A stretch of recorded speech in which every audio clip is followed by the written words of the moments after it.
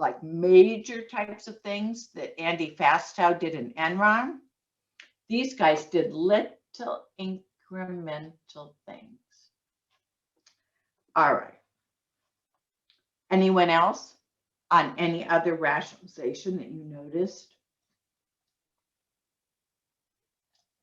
So he's telling himself, who am I hurting anyway?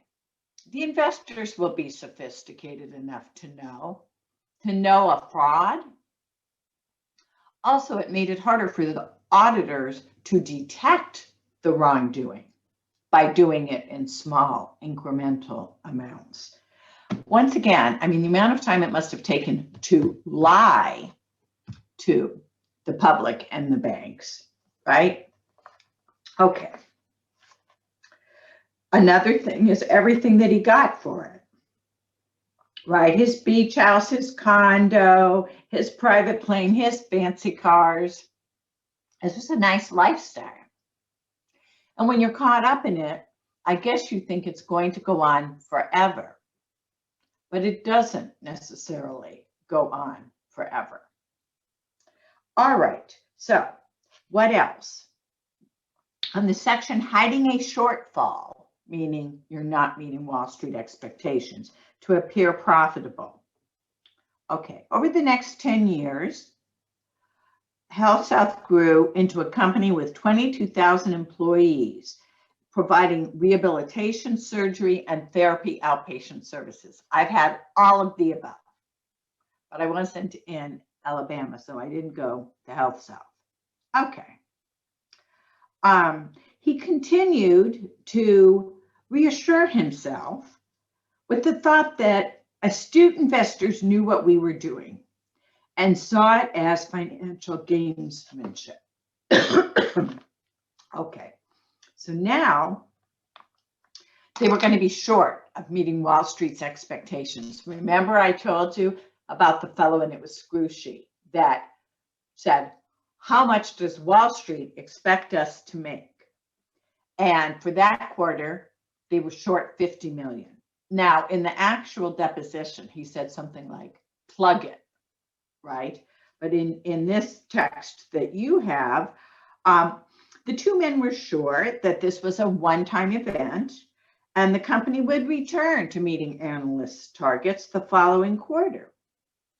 However, at the time, the company was negotiating a new credit agreement. So once again, they're assuming we're not hurting anyone. We have astute investors. And number two, this shortfall could mean they don't get this credit agreement. How much was the line of credit? 1.25 billion. So we're talking about a lot of money here, aren't we? This is a lot. And this is almost 20 years ago now, but it's classic because Aaron Beam was convicted, and also because of all of the classic rationalizations and the fraud triangle and so forth. Okay, so Beam decides to fix the company books this one time. Rationalization or not rationalization? What do you think? Rationalization. Right, another one. We're only going to be doing this once. What's the harm? Who's going to be hurt in the next quarter? Really? Okay, but they are lying to the institution, giving them $1 billion credit line. Okay, they carefully inflated the numbers by inserting many small additional revenue entries. All right, they knew. Now, what does this tell you? They knew the external auditors would only check large revenue entries and were highly unlikely to check the many small entries. All right. So, and Screwsheet would not let the internal auditors look at the books. Isn't that what their job is? But, okay. So once again, right, they knew what they were doing. No matter what they're saying in terms of rationalization, they were thinking, this is how we won't be caught. This is how we won't be detected. Another rationalization, Beam felt that what he was doing was for the good of everyone in the company. So often we see these companies go bankrupt. They were thinking of short right? Short-term maximum profits instead of long-term optimal profits. All right, so another rationalization. May you repeat that? Yes. And this will be on your study sheet too, okay? When you're thinking about profits, what will it be the next month, the next quarter, the next year? You become potentially over-focused on short-term maximum profits. What other company did I kind of did that? What happened with Boeing? That's long term. Well, right. Well, in the short term, they were thinking we're going to beat Airbus, right? We're going to beat Airbus. So just cut corners, go for it. We've got to get our plane out first, right? So once again, they were thinking of short-term profits. They became obsessed with, we've got to beat Airbus, our competitor in airplane manufacturing. Well, ultimately, right, we know that people died, that 2 planes crashed, and that the planes, everyone has been financially hit because both the airlines and Boeing have not been able to have those planes fly for, I think, approximately 2 years. So these are different examples of focusing on the short term and not focusing enough on the long-term well-being of the company, right? So if what he was doing was good for everyone in the company, it should have been focused on long-term well-being. But he was telling himself that's what he was doing. That's another rationalization, okay? So this continues to go on. Now, right, he needs more people to make all the false entries. So they became, I love this word, a family of 15. What a lovely work family they were. Notice that on page 51. The family, that's what they called themselves. Would you like to have a family meeting about falsifying the financial statements later today? So, okay. So now the whole thing is getting deeper and deeper. Meanwhile, Scrushy, and this is one reason why he doesn't get, by the way, convicted the first time around, he becomes a religious evangelist. Of course, lying on the books, Monday through Friday, at church on Sunday. He even had a show, I think. Yes, a daily religious show, Christian religion. Okay. So now Beam is getting more and more guilty, and he feels he can't live with it. This is a common theme in those that do get caught, is that they couldn't take the pressure anymore. So Beam retires, and he thinks, I'm done with it. But is he done with it? Did anyone read this case? What happens to him? Hey, Epi, kind of look. What'd you say? He gets Soft convicted? land.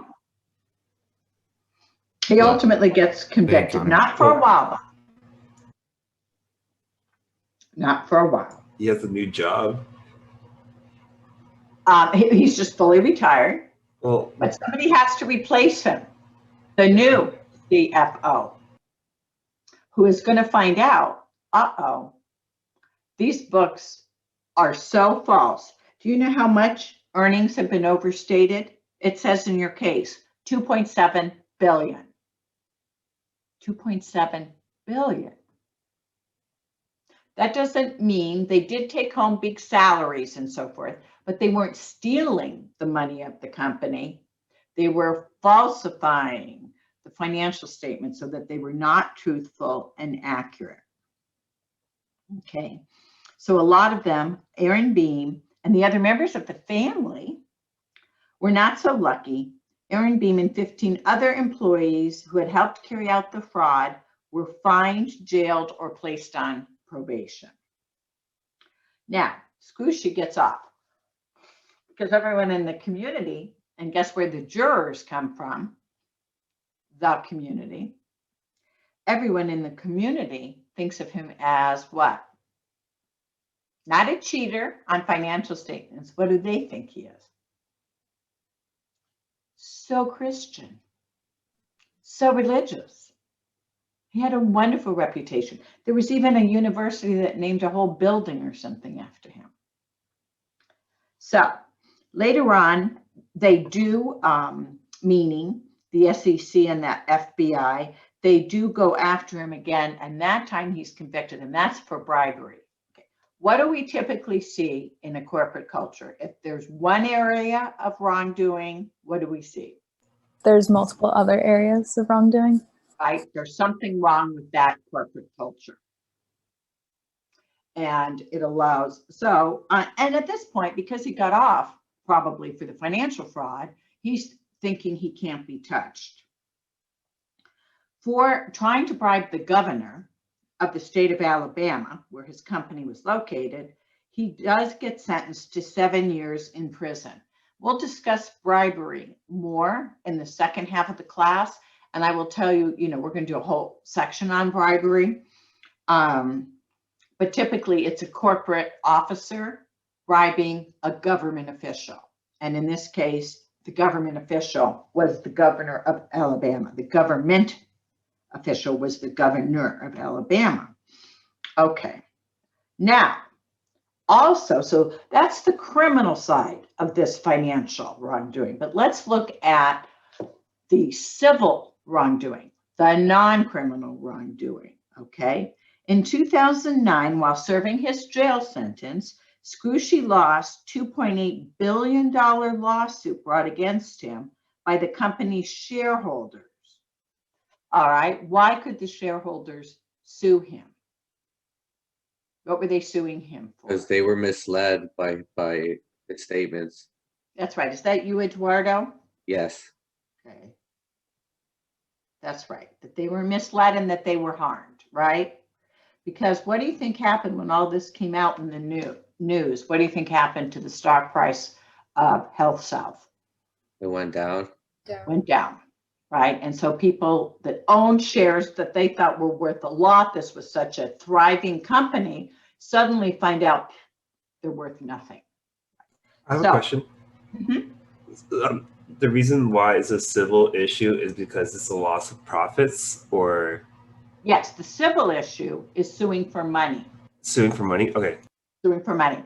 The criminal issue, and we talked about all those areas of criminal procedure.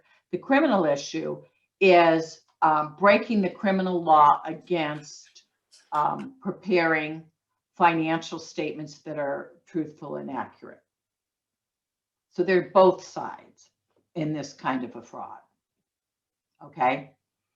And so don't ever forget, I mean, that's what ultimately, when you say, why did Takata Airbags go bankrupt? Why did Enron go bankrupt? Well, there were so many shareholders suing that they didn't have enough money to pay off the lawsuits. Here it happened that Scrushy had tremendous personal assets. So they were able to get back those personal assets. All right. I have a question. Yes. When you sue, like for the civil, do they sue the company or the CEO, or can it be both? Because I'm getting all of the above. All of the above? Okay. And it could be the auditor too. Now, this particular case doesn't say who their auditor was, and they were specifically trying to defraud their own auditor or to mislead them. But yes. So how do they decide who they're going to sue? How do the plaintiffs? Yeah. Well, there's something called plaintiff's attorneys, class action plaintiff attorneys. Now, they're not the most ethical in the legal profession, but what they do is they watch for things like Takata Airbags or what happens to Health South. And so then they put out a call to anyone that believes they were harmed. Have you ever seen those kinds of Yeah. things? It could be by Johnson & Johnson baby powder or Dakota Airways, whatever. Believes they were defrauded, right? Call 1-800 blah, blah, blah, blah, and we will represent you. And then usually the judge puts the money in a trust that is gotten, right? It's a long process because they have to sell off Scrushy's assets and everything. They put whatever money they get back in a trust, and then the executor of the trust, who has fiduciary duties, decides how much each individual plaintiff gets. Okay. Thank you. Sure, that's a good question. Okay, so let's see what else. And you see that Aaron Beam now runs a lawn service called, I love it, Green Beam Lawn Service. Okay, so that's what he's doing. He also, I met him, he did come and speak at Cal State Long Beach at one point when we weren't under such strict budgetary issues in the Ethical Center. And so we paid for his trip out here, although he spoke for free, did not get a speaking fee. All right. Oh, and Scrushy is an inspirational speaker. I think we need these two guys to come and tell us how to commit financial fraud. What do you guys think? I really encourage you to look carefully at this case because it has all the hallmarks of a typical case. Okay? Any other questions, comments? Okay, very good, you guys. So what I'm going to do is go and get John, otherwise known as Dr. Lacey, and have him talk to you about something that happened to him when he was young. Because frequently, we're not told who the members of those other 15 people in the family are. One of them was an accounts receivable clerk. I think I mentioned her in another context, a single mother. There's not a lot of job opportunities in Alabama. She felt like she really needed to keep her job. So, you know, it's not that we can't understand that people feel that they need to keep their job and so they go along with this, but the problem is it's a crime. And at the end of the day, showing the jury that her name was on the bottom line of those entries, journal entries, right, does not look good for her.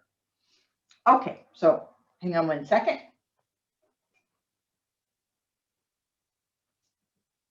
Hey, sweetie, are you ready?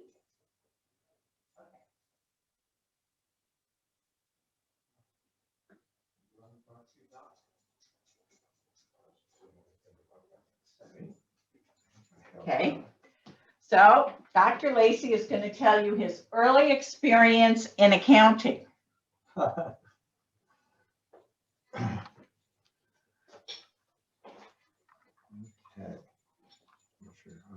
I know this keeps popping up no matter what I do. Okay, here we go.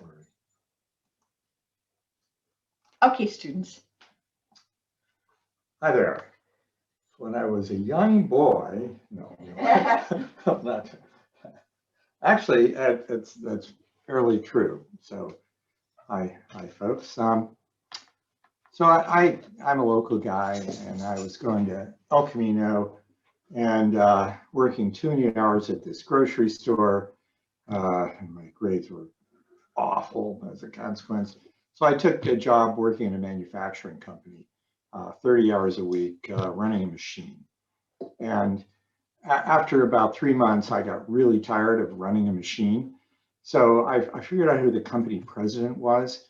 And when he walked through the plant, I asked if, I told him I was studying business, which I was doing at El Camino. I was 18. And I asked if there was anything I could do in the office. You know, and he said, well, do you know anything about computers? And I said, yes, thinking, I don't know anything, but I was taking a computer class, right? And he said, well, we need some help. Maybe you could, for the first couple of hours, I was working from 3 to 9, 3 in the afternoon to 9 in the evening. So maybe the first couple of hours you come in, you know, you can work on the computer and then come back and work in the shop. So I said, cool. So that was great. And then the personnel manager quit, and I said I could do that. And so I became personnel manager, but I was really studying accounting, and they needed help in the accounting area, and they hired somebody else to be the personnel manager. So I moved to accounting, and to make a long story short, I became controller of this outfit. When I was 20, and I'd flown to DC and negotiated contracts for the company. I actually met with the governor of Arizona as the representative of the company, talking about expanding our plant in Arizona. I mean, I'd been given an amazing amount of authority for a person my age at this company at that time. Now, it wasn't a public company. We had a couple of hundred employees, but we did have 60 shareholders. And so we had an outside CPA, but I was the person in charge of the accounting and really our contract negotiations and that kind of thing. And this fellow who was the company president had been so good to me. You know, my dad is a gardener. I'd never eaten at a restaurant with white tablecloths, and you know, we went out to nice restaurants. I'd never been on an airplane. I flew to DC to, you know, negotiate a contract. That was my first flight on an airplane. And it was just amazing. He'd been so good to me. So our company was a government contractor, about half our business, and we started having financial trouble. The government was cutting way back on our contracts, and there was a slowdown in the economy. So, you know, we'd laid off a bunch of people. Things were not great at the company at that point. So I was working late, as I always did, because I worked after school. And the only two people in the office at that point were the company president. Oops.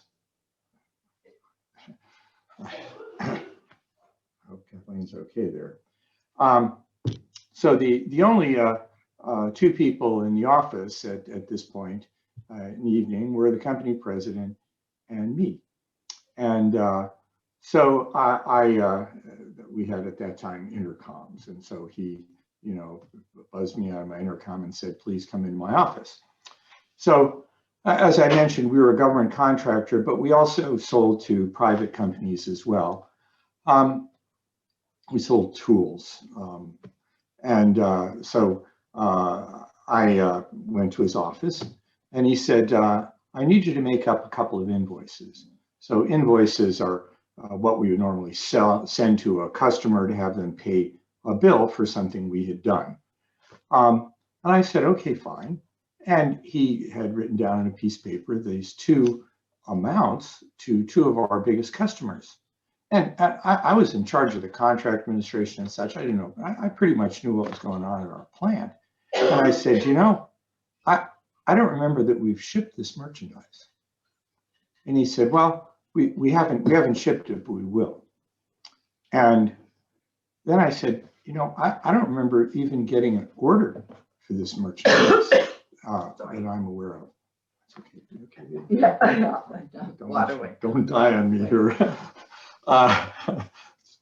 So anyway, I said, I didn't remember getting an order for this merchandise. So normally, if you send an invoice, it's because you've shipped the merchandise and you send them a bill, and they're going to pay you. And he said, well, no, but we will. And I said, okay.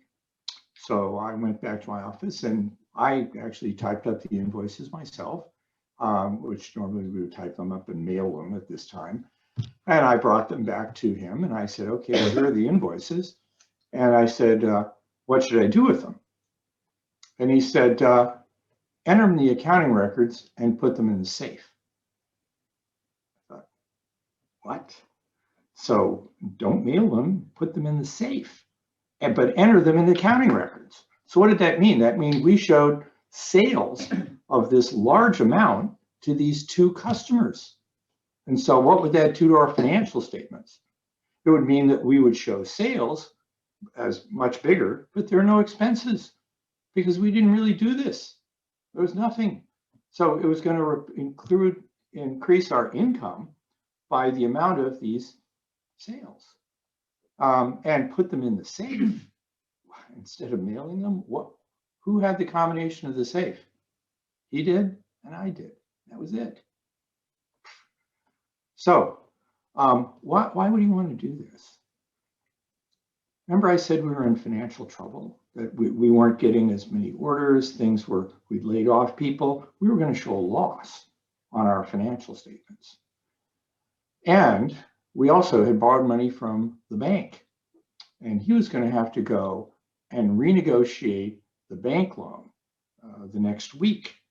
And they were going to want to see financial statements. And if he brought financial statements that showed a loss, it was not going to be good in terms of renewing that loan. So by entering these transactions, supposed fraudulent, actually, transactions in the financial statements, we would have shown a profit. And it would have been much easier when he went to the bank. The problem was it was a lie. So I said, okay. So I went back and I entered them in the accounting records and I put the invoices in the safe, but I made a copy of the invoices first. And I felt like I'd been kicked in the gut, literally. I loved this guy. He'd been so good to me. I'd been to, dinner at their houses. I knew his family, his children, his wife. I thought he was just the best guy. I adored him. And here he is asking me to do something that was clearly wrong. So as I drove home, I said, what should I do? What can I do? And so as I mentioned, we weren't a public company, but we had 60 shareholders and we had a board of directors. So one of the board members I'd become friendly with. He had an office in Beverly Hills. And I said, I called him on the phone, and it was, later in the evening at this point. And I said, can I meet you in the morning? And he said, what's going on? I said, I just need to see you. I need to talk to somebody. And he said, well, okay. So I actually skipped my classes the next morning, which I normally didn't do, and drove up to Beverly Hills and brought the two invoices and said, his name was Marty. I said, Marty, what should I do here? And he said, wow, well, this is not okay. And so to make a long story short, he called a meeting of the board of directors and they fired the president of the company. And mind you, the president of the company was also the biggest shareholder in the company. So they had to, and he knew a lot of the other shareholders, so it was a big harangue. And he was so mad at me. You can't imagine how mad at me he was. His family was mad at me. It was just awful. And he, he'd been so good to me, but he was trying to get me to participate in his fraud. And I would have been culpable here. I would have been responsible. So the good news is that I brought this to the board. It wasn't me. I ended up staying there, and this other fellow, a different Marty, who was became company president, and the two of us basically ran the company for the next couple of years and helped to pull it out from the problems that it had had. But it certainly was devastating. I remember it so vividly, emotionally today. It was a long time ago. It was just awful. So, and I was 20, So anyway, this kind of thing can happen. Now, my outcome was good. I stayed there. I continued to work there. I had no negative repercussions in my life after having, but what if I hadn't done that? I could have ended up in jail. Who would have been hurt by this? What if I had said, it's okay, I'm just going to do this, and who would have been harmed? Who's the stakeholder? Who were the stakeholders that could have been hurt by this? The shareholders and even yourself too. Yeah, certainly me. Yeah. I'd be rooming with Bubba someplace, you know, not a good thing, behind bars. And the shareholders, anybody else? What about the bank? The bank. Why did he want to do this? He wanted to renegotiate the loan, and he was going to lie to the bank. So certainly the bank would be harmed as well. So it would have been a bad thing. But so as I mentioned, I came out of it okay. I mean, obviously his family hated me, but you know, what could I do? But sometimes the outcome isn't so good or so easy. So I'll tell you a second story. As you probably don't know, anyway, I taught at SC for a few years, at UCLA for a while, and then moved to Cal State Long Beach. And a few years after I was at Cal State Long Beach, there was a knock on my door. And I opened at the university, and I opened the door, and there was a fellow standing there who looked somewhat familiar, but you know, I've had lots of students. And he said, I was your student at USC, and I need some advice, and I didn't know who to talk to, and I thought I could talk to you. And I said, well, sure, you know, I'd be happy to help you. So he came in and sat down, and I said, what's the problem? He said, well, as you know, I graduated with my degree in accounting. I became a CPA, worked at one of the big four firms, and I went to work for this public company, which is now gone, but through merger. Anyway, it was a public company in the accounting office. And basically, he had a similar experience. The controller of the company went to him and said, I want you to enter some things in the accounting records that were false. And so he you know, did it and then didn't know what to do. And so he came and asked me. And I said, well, you know, obviously you've got to tell people what happened here because you'll be culpable if you don't.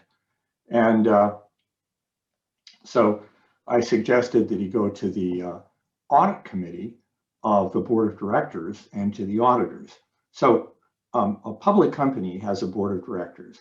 The board of directors represent the shareholders. And some of the board of directors may be actually employees, maybe the company president or the chief financial officer, but they're also what are called independent directors, where they don't really work for the company. They're paid to attend the board meetings and represent the interests of the shareholders. And the audit committee is made up of some of those independent board members. So they don't actually work for the company. They're not responsible for preparing the financial statements. They're supposed to look out for the well-being of the shareholders. So, then the auditors are the independent auditors. Again, they audit the financial statements. They're not part of management. So I suggested you go to those independent people, not to management, with this problem. So he did that. And then I heard from him again, and he said, well, the controller said I was a liar. And he said that I was just a malcontent and a bad employee, and they'd been considering firing me, and that I was probably doing this as retaliation. Great. What was the problem? He didn't have documentation of what they had him do. You know, it was all verbal, and he didn't document it. So the bottom line is they ended up firing him. And he had just bought a house and he just had a baby, and you know, so this was a really bad outcome in his world. I mean, the good news is that I know a lot of people, and I helped him get a job at the IRS Criminal Investigations Group. So he then carried a gun and was part of the IRS Criminal Investigations Group trying to find bad guys. But you know, there was certainly a traumatic experience in his life at that time. So you know, if you have something like what happened to me or happened to my student, you want to have evidence that you can have in your hand saying, this is what happened and here's the problem. Because if it's your word against the other person's word, and the other person is, you know, some important person who's been around a long time, they're going to win unless you can show that, you know. So anyway, just be careful is my advice to you. Any questions that you have? Or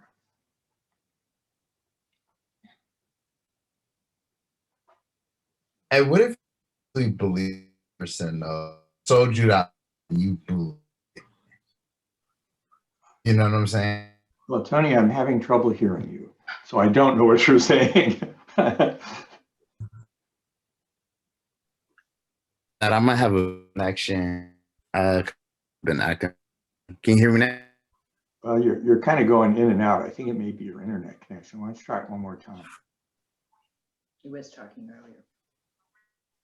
Yeah, you're now completely frozen, but looking happy, frozen, I might add.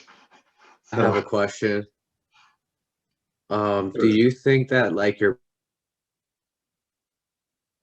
boss was making you write that so that if you guys did get caught, he could blame you and say that I didn't write it, you wrote it and put it in the safe? Because I was wondering why he would let you know and why he wouldn't just go buy it by himself. Like, just why would he involve you? Like, I was wondering if he was trying to maybe put the blame on you just in case.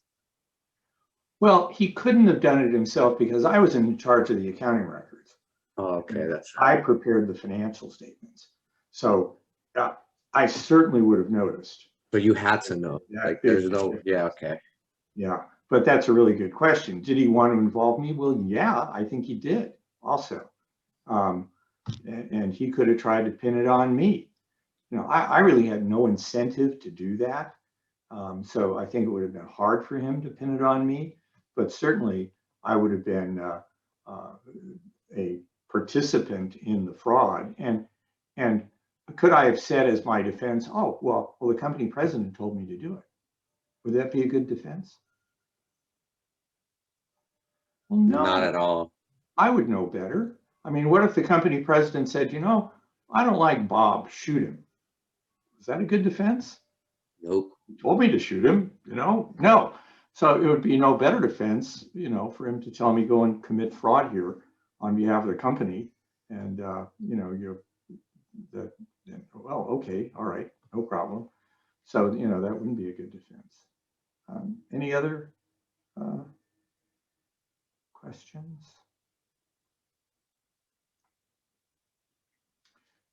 Let me tell you about a couple of other things. Would it be okay? Oh, absolutely. Okay, yeah. So I work as an expert witness in big legal cases. And so you read about Enron, I believe, and all the smartest people in the room. I think you watched that video. Well, the chair, so I mentioned this audit committee. So the audit committee of the board of directors is comprised of outside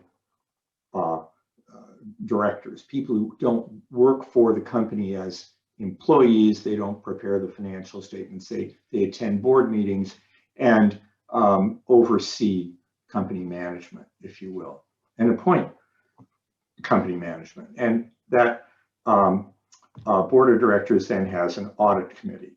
And the audit committee oversees the auditors who conduct an independent audit of the company. So the auditors of Enron, the auditor was Anderson. And so the audit committee oversaw Anderson. They also interacted with the accounting staff of the company to the extent they may have questions or problems. And, you know, as I suggested, that the employee go and talk to them because there was a problem, my student. So if you read the policies, the ethics policy of Enron, you would think it was great. What a great company to have such a good ethics policy. And if you look at the composition of the audit committee of the board of directors, you would think this is just outstanding.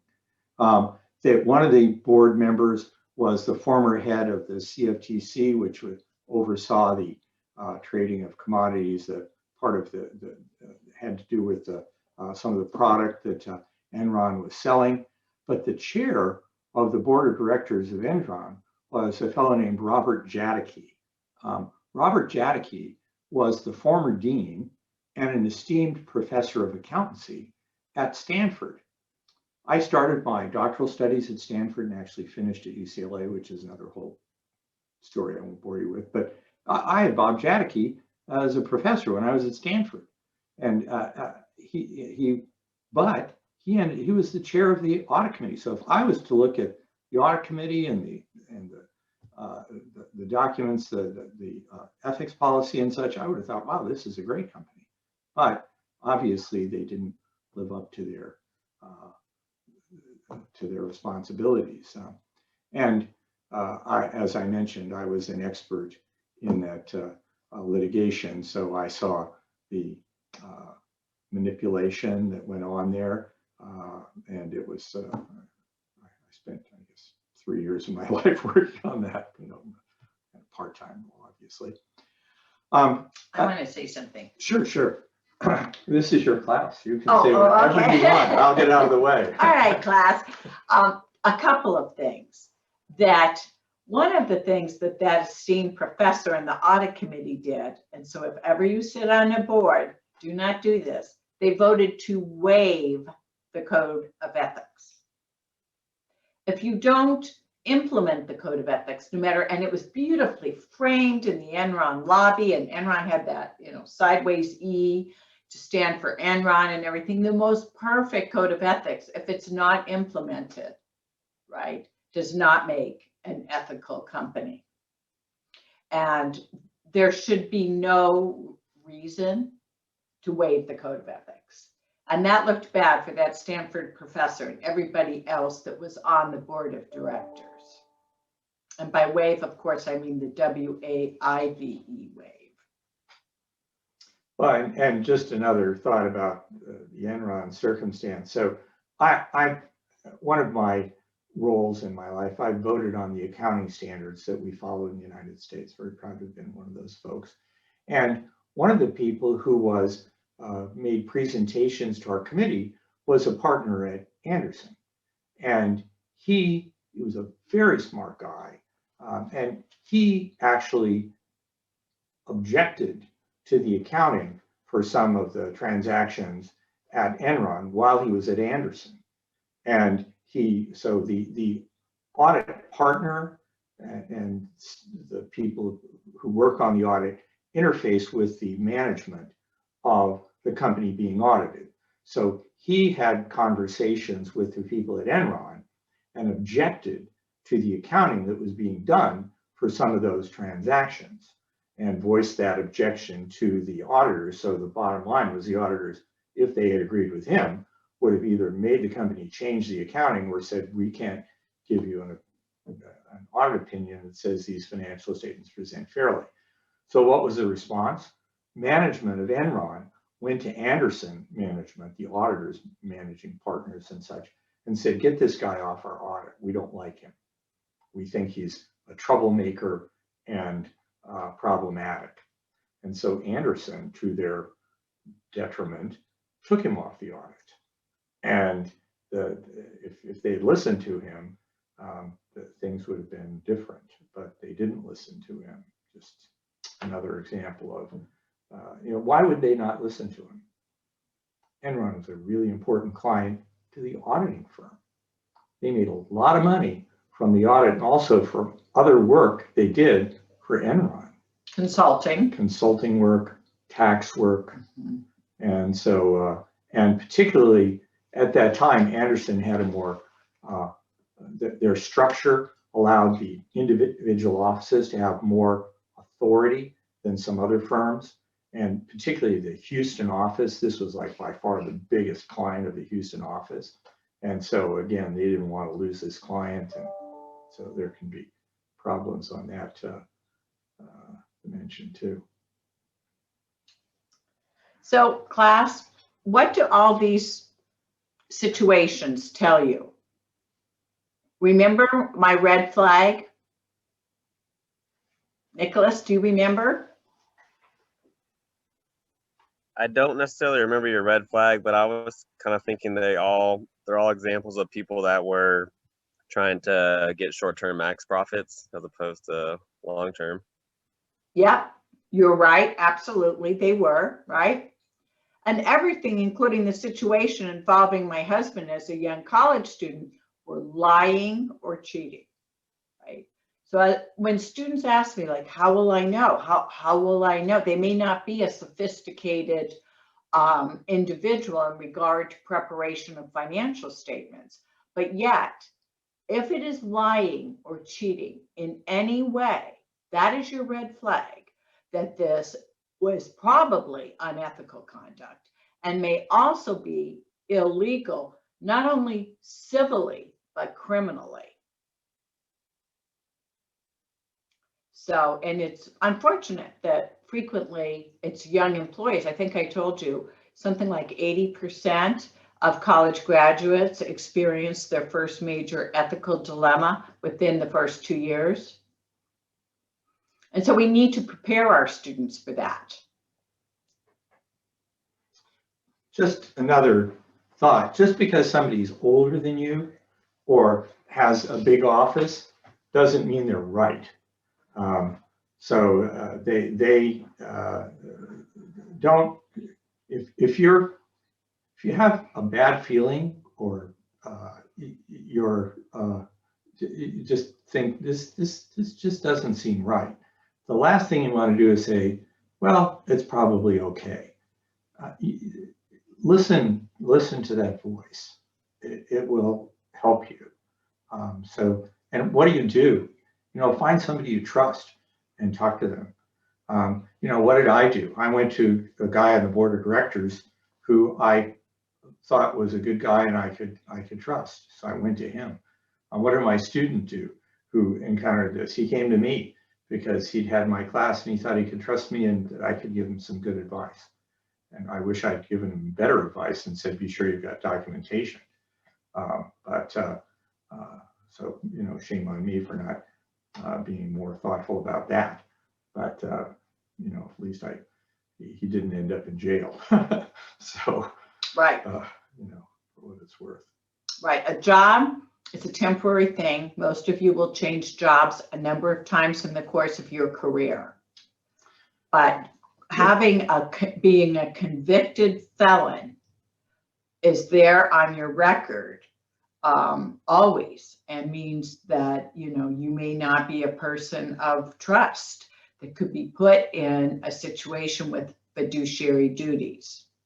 Also be careful if somebody is trying to get you to do something where you don't really understand, or they want to give you some responsibility, and it's okay. I always say if a door opens, walk through it. But another case I worked on, I was working for the U.S. Securities and Exchange Commission on this case, and a guy who was the chairman of the board of an investment company had board members who knew nothing about investments, but they were his friends. And so they were agreeing to, signing off on things that he was doing because they were his friends. But one of them was a dentist, another was an architect. One was his neighbor, another one was some, high school friend. And they knew nothing about what was going on, but they were signing these documents because they were his friend. They all ended up getting in trouble because this guy did things he shouldn't have done, and they just got sucked right in. It's like, choose your friends carefully or you can end up in trouble. Same thing with business associates. Choose them carefully. All right, students. With that, let's give Dr. Lacey a hand. Yes, Dr. Lacey, great. And I hope this helped you today. And we'll continue and finish up our material, hopefully going into breakout rooms on Thursday. Next week, Tuesday, is our exam review, and I will have a prepared review document that I will go over with you, and I will answer any questions. And then a week from Thursday is your midterm. Is it true you've never given an A? Oh, don't mention that to them. Not true. Any other questions or comments? Will you be going, what's it called? The rights model, like with our dairy case soon? Because I feel like I'm a bit rusty on it. Yes, we will. And I will bring to class on Thursday usually I can hand you back a template, but I will bring some general ideas of things that you may have looked for. But I will say to you, right, we do the cost benefit first, because that tells us the financial implications of our decision. But if we see some kind of a right or duty that is there, fiduciary duty or fundamental human right to be free from bodily harm, then we move on to the rights model. We identify the human right, and then what do we do? Well, as Angelina has said, right, we then do the universalizing and reversibility. But we'll practice that with the dairy case also, okay? Be sure you brush up on your debits and credits also. Oh, no. Not accounting. Accounting is the essence of life, after all. I believed that. Can you imagine? No. And she's the smartest person I ever met. So. All right, you guys. See you on Thursday. Sweetie, Juliana, don't go. Thank you. Where are you? Thank you. Look, right here. Does Juliana not look like Joyce? Uh-oh, you went. There you are. She does. Yeah. I told you, Juliana. That's so cool. So you're beautiful too. That's great. So are you a computer science major like Joyce?